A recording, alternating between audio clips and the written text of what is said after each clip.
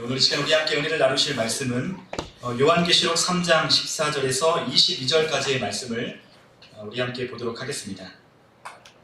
요한계시록 3장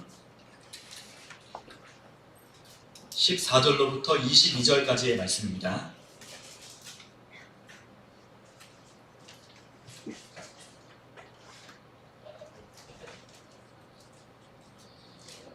네, 우리 다 찾으신 줄 믿고 우리 한 절씩 교독하도록 하겠습니다.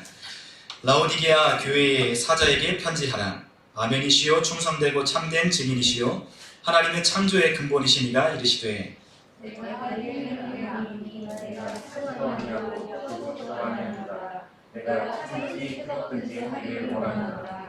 내가 이같이 미지근하여 뜨겁지도 아니하고 차지도 아니하니 내 입에서 너를 토하여 버리리라. 내가 만일 나는 부자라 부유하여 부족한 것이 없다면 내 공부한 것과 가련한 것과 가난한 것과 눈먼 것과 벌거벗은 것을 알지 못하는가. 내가 너를 권하노니 내게서 불로 연단한 금을 사서 부유하게 하고 흰옷을 사서 입어 벌거벗은 수치를 보이지 않게 하고 안약을 사서 눈에 발라 보게 하라. 그는 내가 사랑하는 자를 책망하여 징계하노니 그러므로 내가 열심을 내라 회개하라. 볼지어다 내가 문 밖에 서서 두드리노니 누구든지 내 음성을 듣고 문을 열면 내가 그에게로 들어가 그와 더불어 먹고 그는 나와 더불어 먹으리라. 이기는 그에게는 내가 내 백전에 함께 안대하여 주리를 내가 너희고 아버지 입장에 함께 앉은 것과 같이 하리라. 함께 있습니다. 귀 있는 자는 성령이 교회들에게 하시는 말씀을 들을지어다. 아멘. 네, 오늘 이 시간에는 우리가 잃어버린 것들 5번째 시간으로 열심에 관한 이야기를 우리가 함께 오늘 요한계시록의 본문을 가지고 함께 말씀의 은혜를 나누도록 하겠습니다. 우리 인간의 존재를 우리가 규정할 때 우리가 여러 가지로 우리가 인간은 어떠한 존재다라는 것을 그렇게 이야기할 수 있지만 그 중에 하나는 우리 인간이 착각하기가 참 쉬운 인간은 착각의 존재다라는 그러한 이야기가 있습니다. 우리 인간은 자기가 보고 싶은 것만 보게 되고 또한 자신이 듣고 싶은 것만 듣게 되고 또한 자신이 보고자 하는 것 그리고 자신이 믿고자 하는 것만 믿기 때문에 우리 인간은 착각하기가 쉽다라는 거죠. 그렇기 때문에 어떤 한 실험에서 이러한 실험을 했답니다. 어떤 실험이냐면 여러 명의 참가자들을 불러놓고 그 사람들의 손 모양만 보고도 그 사람의 성격을 파악할 수 있다라고 그렇게 이야기하고 참가자를 불렀어요. 그리고 그 참가자들에게 그 손가락 모양을 본 즉시 그 사람에 맞는 그 사람의 성격의 유형의 결과지를 그 사람들에게 나누어 줬답니다. 그런데 그 사람의 성격을 파악하고 그 결과지를 나누어 줄 때 그것을 읽었던 그 참가자들의 80에서 90%의 사람들은 전부 다 자기 이야기와 꼭 맞는 그러한 결과였다라고 그렇게 이구동성 이야기했다라는 거예요. 그런데 놀라운 것은 이 결과지가 어떠한 거였냐면 그 참가한 모든 사람들에게 똑같은 결과지를 줬다는 거죠. 그러니까 보편적인 인간에 대한 이야기를 그 결과지에 서서 똑같은 것을 나눠두는데 80에서 90%나 되는 대부분의 사람들은 자기의 성격과 꼭 맞는다라고 그렇게 대답했다라는 거예요. 그러니까 아마 그 성격 유형지에 아마 나와 있는 그 사람의 성격에 대한 이야기 중에 자신이 듣고 싶고 또한 자신이 보고자 하는 것만 보았고 그것을 편집해서 자신이 기억했기 때문에 자신이 이 결과지에 자신의 성격과 꼭 맞는다라고 그렇게 이야기를 했다라는 거죠.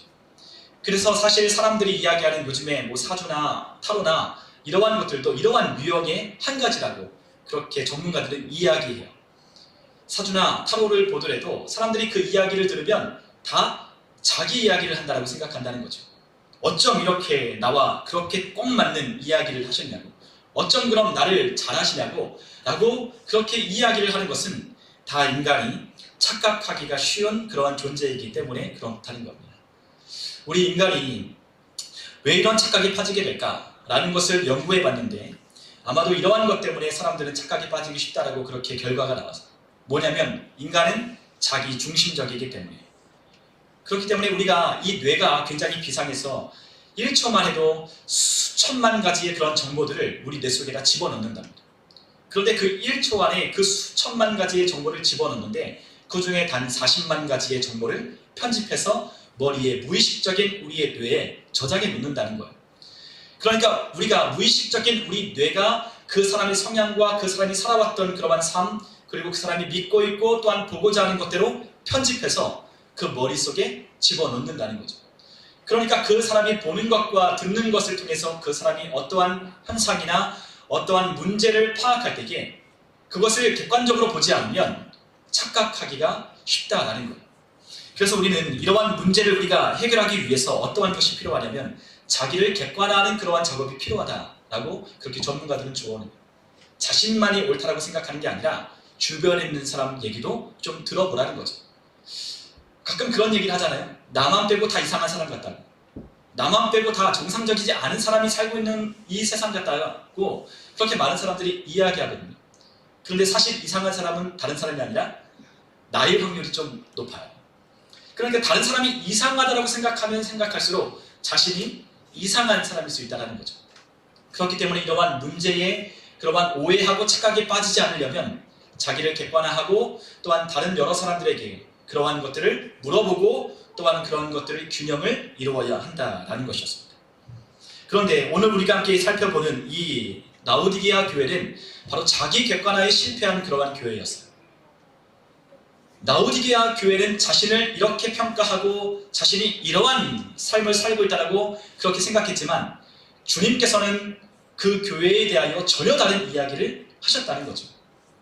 우리가 오늘 함께 요한계시록 3장 14절로부터 22절에 보지만 우리 주님께서는 그 교회를 향하여 미지근한 교회라고 그 교회를 강하게 질책하시고 책망하셨어요. 우리가 소아시아의 7교회 중에 책망도 받고 또한 칭찬도 받은 교회가 있었고 또 어떤 교회는 칭찬만 들은 교회가 있었는데 바로 이 라오디게아 교회는 바로 책망만 받은 그러한 교회였습니다.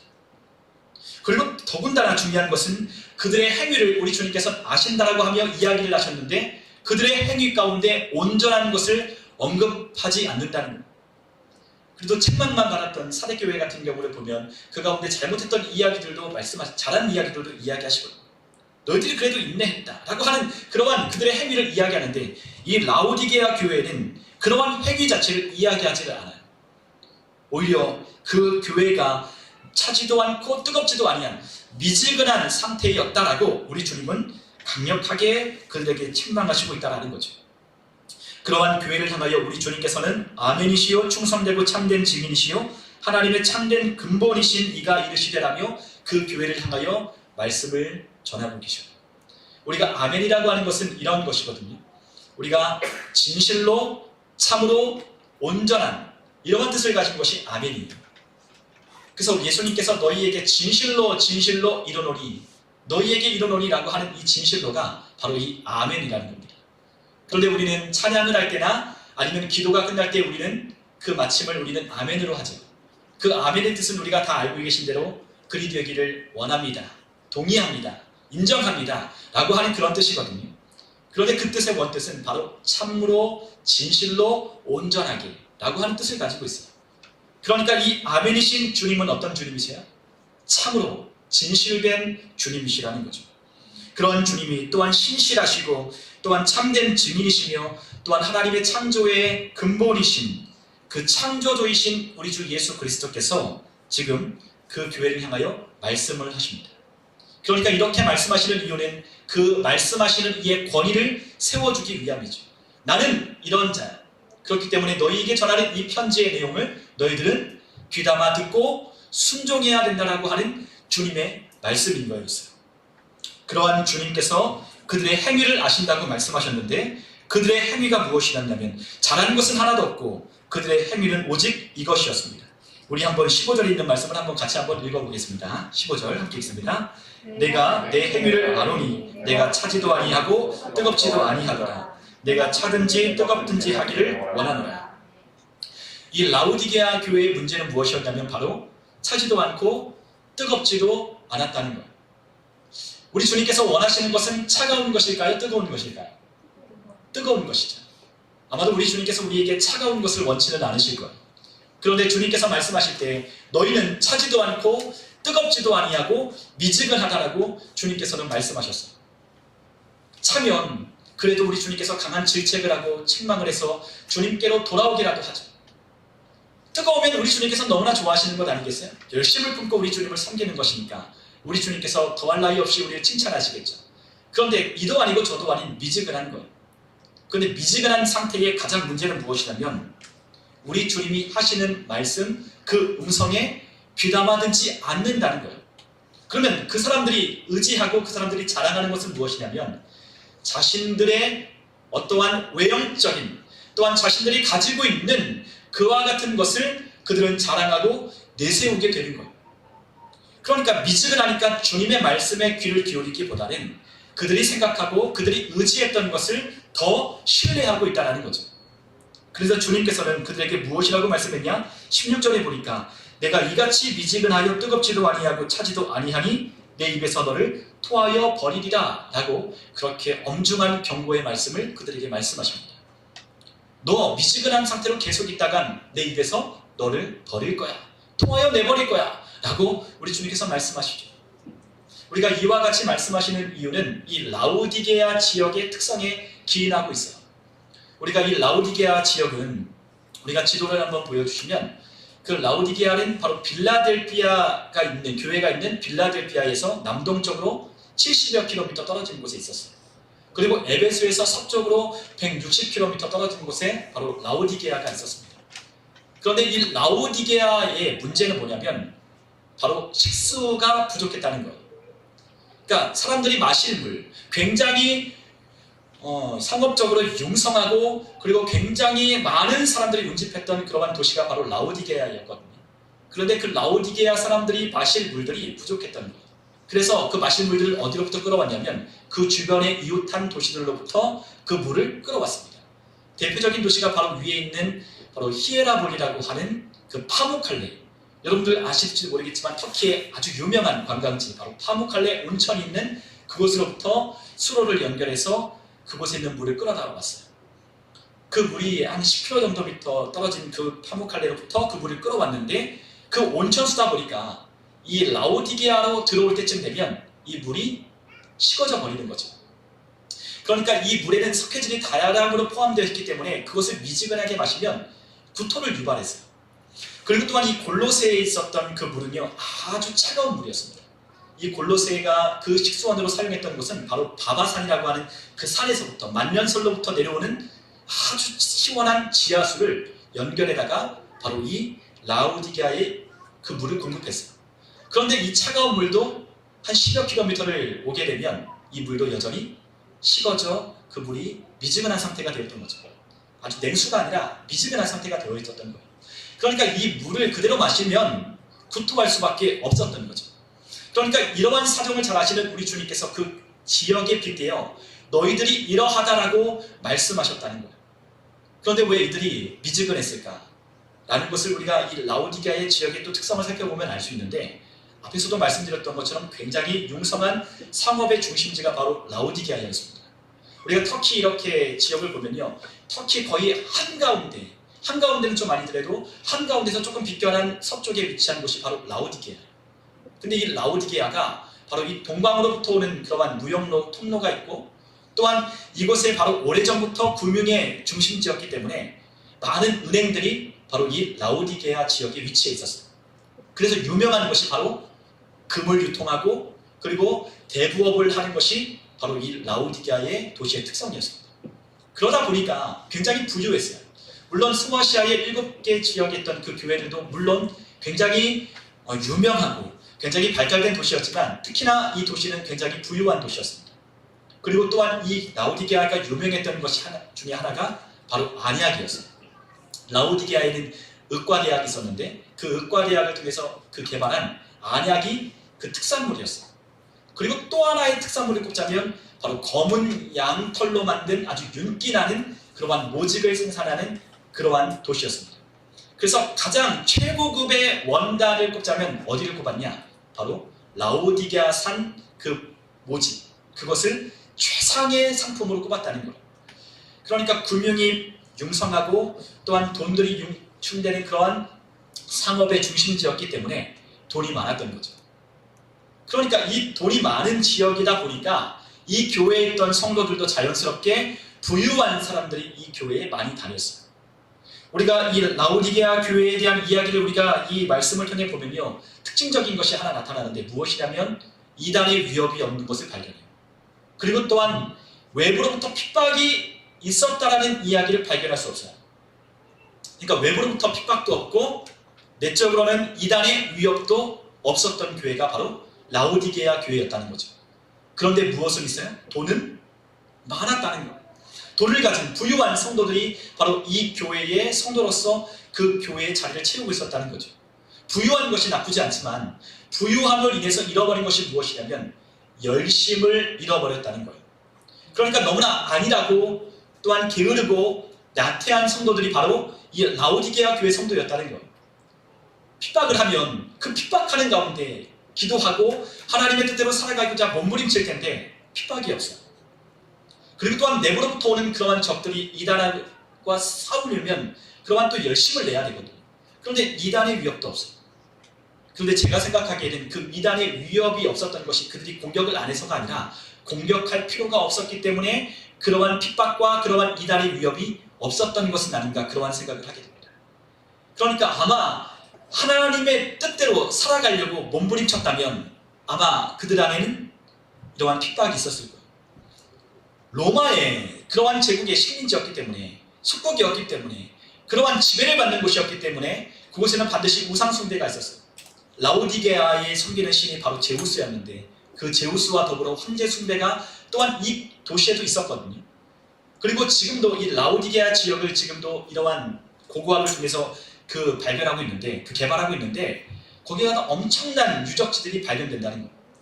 다른 도시에서 발견되지 못했던 엄청난 규모의 원형 경기장. 그러니까 다른 소아시아에 있던 지역에 있던 원형 경기장의 2배 정도나 규모나 되는 그러한 원형 경기장이 바로 이 라오디게아 지역에 있었던 것을 발견했다는 거죠. 그만큼 많은 사람들이 운집했었고 굉장히 부유했던 도시가 바로 여기였기 때문에 이곳에 성장해서 다니는 교회의 성도들도 여전히 그와 같은 곳에 물들 수밖에 없었다는 겁니다. 신앙이 뜨겁고 열심으로 주님을 섬기는 것이 아니라 미지근했다라는 거예요.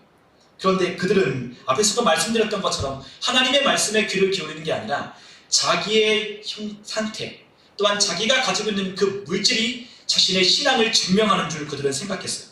그래서 우리 주님께서 뭐라고 말하냐? 바로 17절에 이렇게 말하고 계십니다. 우리 한번 17절에 있는 말씀을 한번 같이 한번 읽어보겠습니다.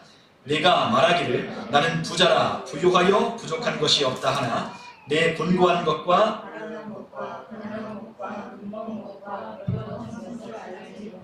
도다. 아멘.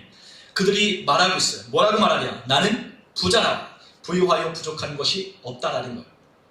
우리는 부족한 것이 없다. 우리는 너무나 부유하기 때문에 부족하지 않다라고 이 라오디게아 교회 성도들이 그렇게 말을 한다는 거죠. 우리 교회는 부족함이 없어. 재정도 부족함이 없고 또한 우리 성도들도 부족함이 없어. 그리고 신앙생활하는데 아무 문제 없어. 우리는 참 좋은 교회야 라고 그렇게 라오디게아 교회의 성도들은 이야기했다는 거예요. 하나님이 우리에게 복을 주셔서 우리가 이렇게 부유하게 되고 또 아무런 문제가 없는 것이 하나님의 은혜가 아니고 무엇이겠어? 라고 그들은 생각했다는 거죠. 그런데 이러한 자신들의 생각이 우리 주님께서 말씀하실 때 그것이 오해였고 착각이었다라고 말씀하시는 거예요. 그들의 실상은 그들의 실제는 어떠했냐? 곤고하고 가련하고 가난하고 눈멀고 벌거벗었다는 거죠. 그런데 이들은 그와 같은 모습을 알지 못하는 거예요. 보지 못하니까. 그와 같은 자신의 모습을 보지 못하니까 이와 같은 문제가 있다는 것을 전혀 알지 못한 채 나는 아무 문제 없어. 부족한 것이 없어. 라고 그렇게 이야기를 했다는 겁니다. 그런데 주님께서는 그들에게 그 실상, 그 실제를 말씀하시며 이와 같은 너희가 미지근하여 내가 너희를 곧 내쳐버릴지도 모른다라고 하는 경고의 말씀을 하시는 거예요. 주님은 아십니다. 주님은 그들의 실제를 알고 계셔요. 그들의 본 모습이 어떠한지를 주님은 알고 계셔요. 우리가 앞에서도 말씀드렸지만 인간은 자기중심적이기 때문에 자기가 보고 들은 바로 생각하고 또한 그와 같은 것을 해석하는 것. 자신이 듣고 싶은 것만 편집해서 들어오기 때문에 자신의 모습이 어떠한지를 보지 못하는 거죠. 그리고 자신을 온전히 알려면 우리 인간을 지으시고 창조하신 하나님의 말씀으로 우리를 비추어야 우리가 어떠한 자인 줄 알 수 있을 텐데 하나님의 말씀이 아니라 자신이 외형적으로 또한 겉모습으로 자신이 문제가 없다고 판단해 버렸다는 거죠. 하지만 그들은 문제가 많은 교회였어요. 전혀 그들 안에 칭찬할 만한 조건을 찾을 수 없는 그러한 교회가 바로 이 라오디게아 교회였습니다. 오늘날 많은 사람들이 이 라오디게아 교회가 오늘 현대를 살아가는 이 교회 또한 이 성도들이 바로 이 라오디게아 교회와 유사하다라고 그런 이야기를 해요. 소아시아 7교회 중에 가장 오늘날 우리가 살아가는 이 교회와 가장 비슷한 가장 유사한 교회가 어떤 교회냐? 바로 이 라오디게아 교회라는 거죠. 왜냐하면 오늘날 물질적으로 너무나 풍족하기 때문에 하나님 앞에 나오지 않는 거예요. 사실 물질적으로 부유하면 그 부유한 것을 가지고 우리가 주를 영광을 위해서 하나님을 위해서 우리가 써야 하지만 사실 부유해지면 부유해질수록 하나님을 떠나는 것이 사실이에요. 교회를 나와도 교회 안에 있어도 하나님께 대한 열심이 사라져버리는 것은 우리가 다 아는 사실입니다. 저도 어렸을 때부터 신앙생활했지만 교회 안에서 정말로 뜨겁고 열심 있는 신앙을 가졌던 분들도 하나님이 주는 축복이라 해서 가정이 부유해지고 또한 사업이 번창하면 하나님과 거리가 멀어지더라고요. 하나님을 향한 열심, 하나님을 향한 그 순수한 마음이 흐려지는 거예요. 그리고 자신이 가지고 있는 그것이 마치 이 교회에서 내가 대단한 어떠한 지위를 가지고 또한 하나님이 그러한 은혜를 준 것 마냥 사람들 앞에 그렇게 행세를 하는 모습들도 참 많이 봤습니다. 교회 안에 돈이 어떠한 직분이 되고 또한 돈에 또한 그 사람의 가정의 형편이 교회 안에 높고 낮음의 그러한 평가의 기준이 오늘날 이 교회 안에 그것이 기준이 되어버린 거예요. 진짜 신앙의 기준은 하나님을 얼마만큼 닮아 있느냐, 얼마만큼 하나님의 은혜를 알고 주님께 헌신하느냐, 그와 같은 기준이 있어야 하는데 그 기준이 오늘날 이 물질로 다 데쳐버렸다는 거죠. 그래서 물질이 많으면 잘 살면 하나님 앞에 복을 받았다고 생각하는 거예요. 그런데 하나님은 우리가 어떠한 삶을 살기를 원하시냐면 돈이 많건 적건 하나님의 은혜를 깨닫고 하나님과 함께 동행하는 삶을 살기를 원하십니다. 그래서 우리가 돈이 많을 때에도 하나님은 돈이 많은 것을 자랑하는 것이 아니라 무엇을 자랑하냐? 예수 그리스도를 자랑하라고 말씀하셨습니다. 우리가 자랑할 것이 아무것도 없다는 것, 우리가 가진 것, 우리가 있는 배경, 그것이 우리의 자랑이 아니라 오직 나의 자랑은 사도 바울이 고백한 것 같이 예수 그리스도가 되어야 하는 거죠. 그렇기 때문에 그 예수를 얻기 위하여 우리 안에 있던 모든 고상한 것이라고 하는 것들을 다 배설물처럼 버리니까 바로 사도 바울이었어요. 내게 예수를 아는데 방해되는 것이 바로 물질이라면 그 물질을 버리고, 내게 하나님을 아는데 방해되는 것이 바로 내가 가진 지식이라면 그 지식조차도 버렸던 자가 바로 정말로 예수님을 쫓고자 하는 사람들의 삶이었습니다. 그들은 예수 위에 자랑할 것이 없었어요. 그렇기 때문에 가난할 때나 부할 때나 항상 하나님 앞에 같은 신앙으로 하나님을 섬겼다는 거죠. 가난할 때도 힘을 다해서, 부자일 때도 힘을 다해서, 마음을 다해서 주님을 사랑하며 주님의 말씀을 따라 하나님과 함께 동행하는 거예요. 우리의 삶의 목적은 하나님과 함께 동행하는 데 있어요. 하나님이 우리에게 주신 것은 우리에게 천주기적인 정신을 가지고 그것을 사용하라고 주신 거죠. 그런데 그와 같은 하나님의 은혜를 잊어버릴 때 이 라오디게아 교회 성도들은 착각하기 시작했다는 거예요. 우리는 아무 문제 없어. 우리 교회는 아무 문제 없어. 이 교회는 하나님이 복 주셨기 때문에 우리를 이처럼 부유하게 하시고 아무런 위협도 없게 우리를 살아가게 하신 거야 라고 그렇게 생각을 했다는 겁니다. 그런데 그들의 실제는 그와 같은 것이 아니었어요. 너무나 비참한 현실이 우리 주님이 보시는 그 눈에는 너무나 비참한 모습들이 그들에게 보이는 거예요. 그들은 곤고했어요. 그들은 가련한 비참한 상태에 있었습니다. 그들은 실제로 가난했고 또한 눈이 멀었고 벌거벗은 상태에 있었다는 거죠. 그런데 가장 큰 문제는 뭐냐면 그것을 알지 못하는 거예요. 알기라도 하면 그것을 개선하기 위해서, 그것을 변화시키기 위해서 하나님 앞에 기도하고 회개하고 돌아올 텐데 그와 같은 사실을 전혀 알지 못하니까 어떠한 조치도 취하지 않는 거죠. 말은 안 들으면 하나님께서 때려서라도 돌아오게 하실 거예요. 차가워졌다면 하나님께서 그 안에 있는 양심이라도 일깨워서 돌이키라도 하시겠지만 그들의 마음속에는 미지근했기 때문에 아무런 소리도 들리지 않고 아무것도 볼 수 없었다는 거죠. 그렇기 때문에 이러한 착각 속에서 그렇게 가련한 모습으로 살아갔다는 거예요. 그런데 주님께서는 그와 같은 모습을 아시고 그들을 사랑하셨기 때문에 그들을 돌이키도록 그들에게 말씀을 전해주셨어요. 18절에 보니까 우리 주님께서 그들에게 권합니다. 뭐라고 권하냐? 우리 한번 18절에 있는 말씀을 한번 같이 한번 읽어보겠습니다. 내가 너를 권하노니 내게서 불로 연단한 금을 사서 부유하게 하고 흰옷을 사서 입어 벌거벗은 수치를 보이지 않게 하고 안약을 사서 눈에 발라 보게 하라. 자, 주님은 세 가지를 사라 라고 말씀하십니다. 첫 번째는 무엇이에요? 불로 연단한 금을 사라는 거예요. 그리고 두 번째는 무엇이죠? 흰 옷을 사라는 것이었어요. 세 번째는 안약을 사서 보이게 하라는 거죠. 이와 같은 세 가지를 우리 주님으로부터 사서 지금 너의 이 가련하고 가난하고 헐벗고 눈먼 것을 지금 고쳐라 라고 우리 주님께서 말씀하십니다. 첫 번째는 그런데 무엇이냐면 불로 연단한 금이었어요. 우리가 이 금이라고 하는 것을 우리가 성경에서 보면 이 금은 믿음을 상징해요. 우리가 이 금을 믿음으로 우리가 상징하는 이 금을 우리가 한번 보면 이 금이라고 다 같은 금이 아니라는 것을 알 수 있어요. 우리가 금의 순도가 어떠하냐에 따라서 이 금이 가치가 달라집니다. 그런데 이 금은 어떤 금이에요? 불로 연단한 금이다 라고 우리에게 말씀하셔요. 자, 우리가 욥기서 23장 10절에 보면요 이러한 말씀이 있어요. 우리 욥이 고백한 말씀인데 우리 한번 욥기서 23장 10절의 말씀을 한번 같이 한번 읽어보겠습니다. 그러나 내가 가는 길을 그가 아시나니 그가 나를 단련하신 후에는 내가 순금같이 되어 나오리라. 아멘. 우리 주님이 우리를 단련하신다는 거죠. 우리를 단련해서 우리를 정말로 불순물이 없는 순금같이 되어 우리를 나오게 하시는 이가 하나님이십니다. 그러니까 이 불로 연단한 금은 어떠한 금이냐? 어떠한 믿음이냐? 순수한 믿음이라는 거죠. 그냥 다 같은 믿음이 아니라 순수한 믿음, 불순물이 빠진 정결한 믿음을 가지고 하나님 앞에서 부유하게 하라는 것이었어요. 하나님이 우리를 평가하는 부유함은 다른 게 있는 게 아니에요. 우리의 믿음이 얼마나 순수하고 정결하냐, 얼마나 이 믿음이 정말로 순도 높은 금과 같은 믿음을 가지고 있느냐라는 것을 주님은 평가하십니다. 그렇기 때문에 이러한 불로 연단한 금을 사서 우리를 부유하게 하라는 거죠. 우리가 성경 베드로전서 1장 또한 7절에 보면 이러한 말씀이 있어요. 우리 앞에 있는 말씀 한번 같이 한번 읽어보겠습니다.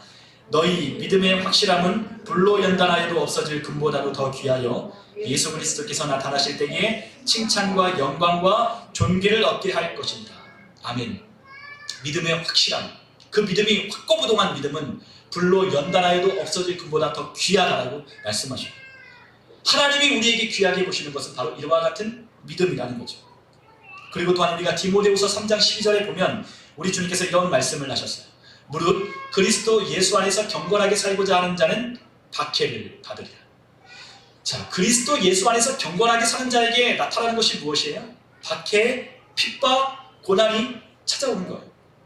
여러분, 우리가 하나님께서 주시는 이 고난은 그냥 우리가 세상 사람들과 똑같이 살아서 받는 고난이 아닌 거예요. 세상 사람들이 당하는 고난을 우리는 받는 게 아니라 우리는 어떠한 고난을 받느냐? 예수 그리스도를 믿기로 작정한 그 순간부터, 예수님을 온전히 믿으려고 작정하는 순간부터 우리 안에 이러한 믿음의 시험, 고난, 박해가 있다는 거죠. 예수님 말씀대로 살아가려면 이 세상들과 거치는 것이 있어요. 하나님의 말씀대로 살라고 하다 보면 세상대로 살아가지 못하는 그와 같은 우리의 삶의 결단이 필요해요. 그런데 그러한 것이 없기 때문에 이 라오디게아 교회는 이러한 핍박이 없었다는 거죠. 핍박도 선택하는 거예요. 너 이렇게 살래? 저렇게 살래? 이렇게 살면 조금 편하고 이렇게 살면 조금 더 빨리 갈 텐데 라고 세상 사람들이 이야기하지만 우리는 믿음을 지키기 위해서 그 길을 돌아가기도 하고 아니면 손해를 보기도 하고 아니면 다른 사람들로부터 핍박 내지는 고난을 받기도 한다는 거예요. 그러한 것을 우리가 일부러 선택하는 거죠. 그와 같은 길, 좁은 길, 그리고 그 길이 협착한 길이라는 것을 우리는 알매도 불구하고 그 좁은 문으로 가는 거예요. 그럴 때 세상은 우리를 핍박하고 고난을 가중하고 우리가 그와 같은 길을 갈 때에 우리를 힘들게 만드는 거죠. 그러나 믿음에 있는 사람들은 그와 같은 것에 굴하지 않아요. 우리가 예배, 우리가 지난 작정밤 기도에도 말씀드렸지만 믿음의 사람들은 하나님께서 우리를 이러한 고난을 통과하게 하셔서 인내함으로써 결국에는 열매를 맺고 하나님이 주시는 복을 받게 하기 위하여 우리를 하나님께서 만들어 가신다라고 말씀을 드렸어요. 하나님이 그것을 허락하시는 거예요. 우리 성도들이 그냥 이 세상에 주어지는 그 가해지는 그 힘에 무릎 꿇고 굴복하는 자로 세우는 것이 아니라 이러한 세상을 이기는 우리 주님께서 이미 이기셨던 것처럼 우리도 그 예수 그리스도를 따라 승리하는 그 믿음을 가지고 하나님 앞에 설 수 있도록 우리를 만들어내신다는 거죠. 그럴 때 하나님은 우리의 믿음을 정금 같은 순금 같은 믿음으로 단련해내시는 거예요. 하나님은 그와 같은 금을 사서 우리를 부유하게 하라라고 말씀하셨습니다. 성도의 부유함은 이 순결한 믿음에 있다는 거죠. 자, 두 번째는 우리 주님께서 무엇을 사라 그랬죠? 흰 옷을 사서 입으라는 거예요. 우리 안에 수치, 우리 안에 벌거벗은 이 수치를 가리려면 옷을 입어야 돼요. 그런데 그 옷이 어떤 옷이냐? 바로 흰 옷이라는 거죠. 우리가 요한계시록 7장 14절에 보면 이 흰 옷이 무엇인가를 우리에게 알게 해주셔요. 우리 한번 요한계시록 7장 14절에 있는 말씀을 같이 한번 읽어보겠습니다. 내가 말하기를 내 주여 당신이 아시나이다 하니 그가 나에게 이르되 이는 큰 환난에서 나오는 자들인데 어린 양의 피에 그 옷을 씻어 희게 하였느니라. 아멘. 자, 환난에서 나온 성도들이 입고 있는 것이 있어요. 그것이 무엇이냐면 바로 흰 옷이었습니다. 그런데 그 흰 옷은 어떻게 만든 옷이냐? 어린 양의 피로 씻어 희게 한 옷이라는 거예요. 그 옷에 더러운 것들이 묻어 있었는데 그 옷을 어떻게 희게 했어요? 어린 양의 보혈로 그 옷을 희게 만들었다는 거죠. 그 옷을 입고 그 하나님의 부르심에 따라 성도들이 환난에서 큰 환난에서 나와 하나님 앞에 나오는 거예요. 그러니까 이 흰 옷은 그 어린 양의 피로 깨끗하게 된 옷을 입으라는 거죠. 우리 안에 있는 수치가 무엇이겠어요? 우리 인간의 눈으로 보이는 수치는 우리의 겉으로 보이는 것이고, 그러나 하나님이 보는 수치는 어떤 것이냐? 우리 안에 있는 죄, 하나님과의 그 죄뿐만 아니라 사람들과의 관계 속에 지은 그 모든 죄가 수치와 허물이라는 거죠. 그렇기 때문에 겉으로는 보이지 않아도 우리 주님이 보시는 눈으로는 그 모든 수치가 보이는 거예요. 그런데 우리 주님 앞에 섰을 때는 어떤 모습으로 서야 하냐? 온전한 모습으로 서야 하는 거죠. 그런데 그 온전함은 예수 그리스도의 보혈로 가능한 거예요. 우리의 더러운 죄, 우리의 정말로 허물, 이와 같은 수치는 예수님의 보혈을 통과할 때에 그 보혈의 은혜로, 그 공로로만 이 옷이 휘어진다는 거죠. 그 보혈로 희게 된 옷을 입고 지금 수치를 가리라는 거예요. 세 번째는 우리에게 안약을 사서 눈에 발라 보게 하라고 했어요. 지금 그들의 문제는 보지 못하는 것이었잖아요. 그렇기 때문에 안약을 사서 보라는 거예요. 너희 지역에서 나는 유명한 그 안약이 있는 것처럼 너희도 안약을 사서 눈을 발라 보라는 거죠. 그런데 누가 팔아요? 누구에게서 사야 돼요? 예수 그리스도에게 그 안약을 사라는 거예요. 우리가 이 안약은 시편 119편 130절에 보면 이러한 말씀이 있어요. 우리 한번 시편 119편 130절에 있는 말씀을 우리 같이 함께 우리 한번 보면 좋겠는데요. 우리 한번 시편 119편 130절에 있는 말씀 찾으신 분은 같이 한번 읽어주셨으면 좋겠습니다. 주의 말씀을 열면 빛이 빛이여 우둔한 사람들을 깨닫게 하나이다. 시편 119편 130절에 보면 주의 말씀을 열면 빛이 빛이여 우둔한 사람들을 깨닫게 하신다 말씀하셨어요. 자, 하나님의 말씀을 열면 뭐가 나와요? 빛이 나와요. 그 빛이 비추면 우둔한 사람도 깨닫게 된다는 거죠. 하나님의 말씀을 사서 그 말씀으로 우리의 어두워진 눈을 밝히라는 거예요. 하나님의 말씀을 통해서 우리의 모습을 보고 하나님의 말씀을 통하여 우리 안에 있는 실제의 모습이 어떠한지를 성령의 조명하심을 통하여 비추어 볼 때에 우리 안에 있는 그 수치와 우리 안에 있는 그 보지 못했던 것들이 그제서야 보이기 시작한다는 것입니다. 우리 주님은 우리에게 불로 연단한 금, 흰 옷, 그리고 안약을 사서 보게 하라라고 말씀하셨어요. 주님이 우리에게 그와 같은 권면을 해주시는 이유는 무엇일까요? 아무것도 칭찬할 것이 없는 그 라오디게아 교회를 향하여 주님께서 이와 같은 권면의 말씀을 하시는 이유는 무엇일까요?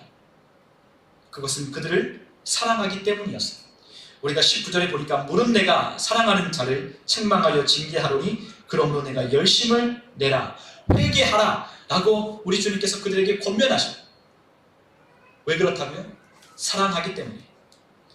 아무것도 칭찬할 것이 없는, 미지근하여 하나님을 더 이상 찾지 않는, 그럼에도 불구하고 나는 신앙생활 잘하고 있고 나는 하나님 앞에 복을 받았다고 생각하고 착각하고 오해하는 그들을 향하여 주님은 사랑하기 때문에 그럼에도 불구하고 그들의 실제의 모습들을 비추어 보여주시는 거예요.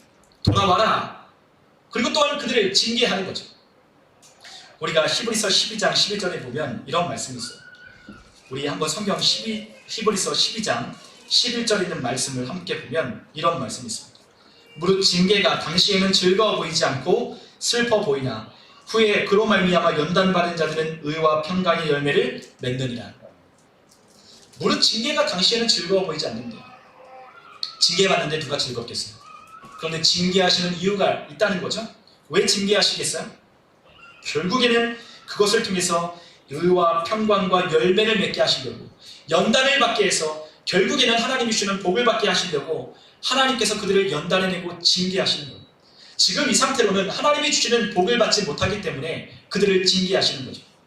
야, 너 이렇게 살다가는 나 못 만나. 너 이렇게 살다가는 내가 너를 토하여 내쳐버릴 거야. 너 정말로 이렇게 살아서는 안 된다라고 주님께서 너무나도 사랑하시기 때문에 그들을 향하여 정말로 애타르은 주님의 심정으로 그들에게 이 말씀을 전해주신다는 거죠. 그들에게 징계하고 돌아오게 하고 또한 그들에게 회개하라고 하는 거죠. 그런데 그들에게 뭘 하라고 하냐? 바로 열심을 내라는 거예요. 열심을 내라는 거예요. 그들은 열심이 없었어요. 너무나 부유하기 때문에 열심을 낼 필요가 없는 거죠. 모든 게 다 완벽해요. 살아가는데 아무런 문제가 없어요. 그러니까 이 안에 열심도 없어요. 게으르고 나태하고 안일하고 무사태평주의로 그냥 그렇게 신앙생활과 그들의 사는 삶이 구분되지 않는 그와 같은 삶을 여전히 살고 있었다는 거죠. 주님은 그들에게 열심을 내라는 거예요. 열심을 내야 할 이유가 뭐냐? 네가 바로 곤고하고 가련하고 가난하고 눈멀었고 벌거벗었기 때문에 열심을 내야 된다는 거예요. 우리가 로마서 12장 10절에 11절에 보면 형제를 사랑하여 서로 우애하고 존경하기를 서로 먼저 하며 부지런하여 게으르지 말고 열심을 품고 주를 섬겨라 라고 말씀하셨습니다. 주님을 섬기는데 어떻게 섬겨라? 부지런하여 게으르지 말고 열심을 품고 주님을 섬기라는 거예요. 저는 이것을 올해 저의 말씀으로, 저에게 주시는 말씀으로 송구영 씨에게 때 제가 뽑았거든요. 제가 예전에 신학교에 갈 때 이 말씀을 제가 너무나 좋아했어요. 이 말씀을 가슴에 새겼어요. 아, 이렇게 살아야 되겠다. 형제를 사랑하고 서로 우애하고 존경하기를 서로 먼저 할 뿐만 아니라 이것은 우리 성도 간의 관계고 하나님께 대하여는 어떻게 하냐? 부지런하고 게으르지 말고 열심을 품고 주님을 섬겨라 라고 하는 말씀을 신학교에 갈 때 가슴에 새겼던 거죠. 우리 주님을 섬기려면 어떻게 섬겨야 되냐? 부지런해야 돼. 게으르지 않아야 돼. 그리고 또한 열심을 품고 주님을 섬기는 거예요. 열심을 품는다는 건 어떤 의미냐? 우리의 영이 뜨거워진 상태에서 주님을 섬기라는 거예요. 여러분, 우리의 영이 뜨거워질 때는 언제? 하나님의 은혜를 깨닫고 또한 하나님이 주시는 그 말씀 가운데 생명의 말씀을 받아들이기 시작할 때에 우리의 영이 뜨거워져요. 기도하고 싶고 찬송하고 싶고 하나님의 뜻대로 살아가고 싶은 우리 안에 있는 이 영이 뜨거워진 상태에서 우리 주님을 섬기라는 거예요. 저절로 우리의 영이 뜨거우면요 주님을 그렇게 섬길 수 있어요. 여러분, 하나님의 은혜를 받고 성령 충만하면요 영이 뜨거워요. 옆에 있는 예수 믿지 않는 사람들 만나면 야, 너 예수 믿어야 된다 라고 막 이야기를 전해주고 싶지 않아요? 그런데 그것이 차차 식어져 가면요 옆에 있는 사람이 예수를 믿든 안 믿든 상관없어요. 그리고 그와 같은 말을 전해주고 싶은 마음도 들지 않아요. 더군다나 자신이 기도하지 않고 하나님의 뜻대로 살지 않는 그와 같은 상태에 있음에도 불구하고 나 자신에게 이상한 점을 발견하지 못하는 거예요. 야, 이거 참 문제다. 기도해야 되는데, 하나님의 말씀대로 살아야 되는데, 하나님의 은혜가 무엇인지를 깨닫고 그분과 함께 동행해야 되는데 하는 그와 같은 문제가 우리 안에 식어진 상태로는 절대로 그 문제를 파악할 수 없다는 거죠. 근데 영이 뜨거우면요 대번에 알 수 있어요. 대번에 그 영이 뜨거우면 문제가 무엇인지를 파악하고 재빠르게 그 문제를 수습해 갑니다. 그리고 또한 옆에 있는 사람들에게, 또한 주변에 있는 그 우리의 성도들, 우리의 사랑하는 우리 주변에 있는 사람들에게 하나님의 말씀을 따라 살아가기 시작합니다. 그 영이 뜨거워지는 건 누가 하시는 거? 우리 안에 성령님이 우리를 푸시하시는 거죠. 그렇게 살아야 된다. 그렇게 살라라고 우리에게 밀어내시기 때문에 그렇게 살아가게 되는 거예요. 하나님의 은혜가 가득 찼기 때문에 무엇이라도 하나님의 은혜에 보답하고 싶어서, 무엇이라도 하나님과의 의리를 지키고 싶어서, 나를 지옥에서 영원한 파멸에서 건져내신 우리 주님의 은혜를 내가 잊어버리지 않게 하기 위해서 어떻게 하든지 몸부림치며 신앙을 지켜가는 거예요. 그런데 그 영이 식으면요, 그 뜨거워진 그 주님을 향한 사랑하는 마음이 식어버리면 비지근한 상태에서 그렇게 신앙을 하는 거죠. 오늘 주님께서는 우리에게 사랑한다라고 말씀하셨어요. 내가 너를 사랑하기 때문에 열심을 내어 회개하라. 그리고 우리 주님께서는 지금 문 밖에 우리의 문을 두드리시라. 내가 문 밖에 서서 두드리노니 누구든지 내 음성을 듣고 문을 열면 내가 그에게로 들어가 그와 더불어 먹고 그는 나와 더불어 먹으리라. 먹어야 된대요. 뭘 먹어야 돼요? 우리 주님이 주시는 생명의 양식을 먹어야 된대요. 주님께서 우리에게 떠주시는 그 음식, 내 살을 먹고 내 피를 마시지 아니하면 나와 상관이 없다고 말씀하시는 주님의 살, 주님의 피를 먹고 마시도록 우리 주님께서 문을 계속해서 두드리셔요. 우리의 마음의 중심에 우리 주님이 계속 문을 두드리시는 문 좀 열라. 내가 너와 함께 하기를 원한다고. 내가 너와 함께 더불어 먹고 마시기를 원하는데 왜 너는 문을 열지 않느냐고. 우리 주님께서 계속 애타는 마음으로 문을 두드리시지만 우리가 그 문을 열지 않으면 우리 주님과 함께 동행할 수 없는 거예요. 주님은 계속해서 우리의 마음을 두드리십니다. 나와 함께 하자. 나와 함께 걷자. 내가 주는 양식으로 부유해지고 풍성해지기를 원한다. 문을 열어라 라고 우리 주님께서 계속해서 두드리셔요. 두드리는 소리가 들리는 자는 마음을 열 거예요.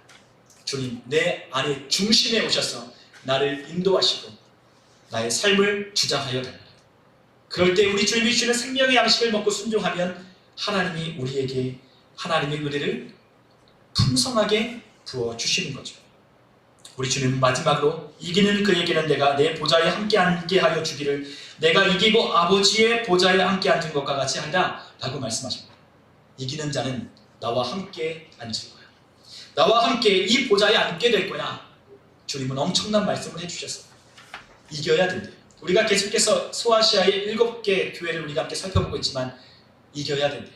이기라는 거예요. 이 신앙의 이 영적인 싸움에서 이기라는 거죠. 우리 눈에 보이는 게 전부가 아니에요. 사람들은요, 눈에 보이는 게 전부라고 생각하면서 살아가요. 근데 그것이 무엇이라고요? 착각이자 인간의 오해예요. 인간이 가지고 있는 이 생각의 한계, 인간이 가지고 있는 지식의 한계가 거기까지 되지 않는 거예요. 그러나 하나님은 이 모든 것을 다 아시고 인생의 시작과 끝, 그리고 이 지구의 시작과 끝의 역사를 주관하시는 분으로서 모든 것을 다 아시기 때문에 우리에게 이러한 권면을 하시는 거죠. 여러분, 이 세상이 영원할 것이라고 생각하십니까? 영원하지 않아요. 주님이 하신 말씀 그대로 이 세상이 가는 거예요. 역사의 주관자가 정해놓은 그 한치의 오차 없는 그 하나님의 말씀으로 역사가 흘러가고 있어요. 그러한 때 우리는 반드시 만나야 되는 분이 있는데 우리 주 예수 그리스도와 함께 만나야 돼요. 이 땅이 불로 체질로 풀어지는 것 같이 이 땅이 불로 태워 없어지고 새하늘과 새 땅에서 우리 주님을 만나야 된대요. 그분이 우리 주 예수 그리스도시라는 거죠. 여러분, 이 땅에 우리 주와 같은 분이 어디 계셔요? 우리를 거룩하게 하고 죄가 무엇인지를 깨닫게 하고 우리를 하나님의 말씀대로 살아가게 하시는 이가 누구냐는 거예요. 이 세상에 그 어떤 신이 이렇게 우리를 인도하느냐는 거죠. 그 어떤 신이 이렇게 거룩하게 우리를 깨끗하게 이 죄와 우리를 분리시켜서 하나님의 은혜가 무엇인지를 깨닫게 누가 하냐는 거예요. 이 땅은 선과 악이 태초로부터 싸우며 여기까지 왔어요. 하나님의 사람은 거룩한 것을 택하는 거예요. 거룩한 하나님의 말씀을 택하는 거예요. 그러나 그 끝은 절대로 망하지 않는 거예요. 여러분, 우리가 하나님께 대한 기대가 있으셨으면 좋겠어요. 하나님 나에게 아무것도 해주지 않고 하나님 나를 그냥 내가 이렇게 살지 않으면 괜히 그렇게 하나님 얼깃장을 놓는 그런 하나님을 우리가 생각할 것이 아니라 하나님의 말씀을 따라 산다면 하나님이 우리에게 얼마나 큰 복을 주실까라는 것을 기대하며 우리가 살아야 돼요. 여러분, 하나님은 참 좋으신 분이십니다. 하나님의 그 은혜를 잊지 마시고 우리에게 주시는 이 사랑한다라고 하시는 그 말씀을 들으며 우리 안에 이와 같은 보지 못하는 영적인 어두움 가운데서 우리가 깨어서 하나님이 주시는 은혜로 우리가 나아가야 되는 거예요. 우리 사랑하는 우리 모든 성도님들과 저에게 주시는 하나님의 이 권면의 말씀을 우리가 올 한 해 가슴에 새기며 우리의 신앙이 우리 주님을 향하여 뜨거워지는 그러한 성도님들 되셨으면 좋겠습니다. 아무쪼록 올 한 해 우리의 믿음의 승리교회가 우리 모든 성도님들의 삶에 하나님 향한 뜨거운 열심을 내어 그 잃어버린 열심을 회복하여 하나님을 기쁘시게 하는 저와 여러분 다 되시기를 주님의 이름으로 축원합니다. 우리 시간 함께 기도하겠습니다.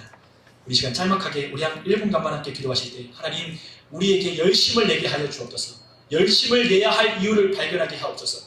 하나님의 은혜를 우리가 사모하게 하옵소서. 라는 간절한 마음 가지고 우리 같이 함께 기도하겠습니다. 우리 주님의 이름 한번 부르고 통성으로 기도합니다.